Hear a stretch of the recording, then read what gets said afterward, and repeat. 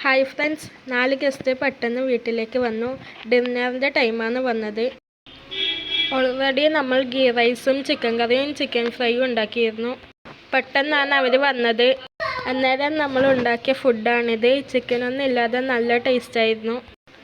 ആദ്യം തന്നെ അതിന് വേണ്ട സവാളയും തക്കാളിയും പച്ചമുളകും കട്ട് ചെയ്തെടുത്തു. ഒരു പാത്രത്തിൽ വെള്ളം വെച്ച് അതിലേക്ക് ഉപ്പും എണ്ണയും ഒഴിച്ചു. സ്റ്റൗ ഒന്ന് ഓണാക്കി അതൊന്ന് തിളച്ച് വന്നപ്പോൾ അതിൽ മക്രോണി ഇട്ട് കൊടുത്തു. അത് വെന്ത് വന്നപ്പോൾ ഒരു അരിപ്പത്തട്ടിലിട്ടു. സ്റ്റൗ ഓണാക്കി ഒരു പാത്രം വെച്ച് പാത്രം ഒന്ന് ചൂടായി വന്നപ്പോൾ എണ്ണ ഒഴിച്ചു.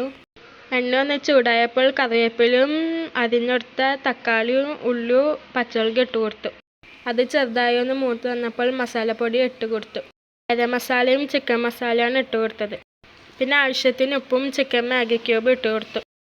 അതെല്ലാം ഒന്ന് മിക്സ് ചെയ്തതിന് ശേഷം മക്രോണി ചേർത്ത് കൊടുത്തു.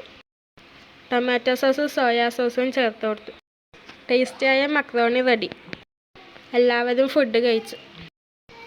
Okay, by.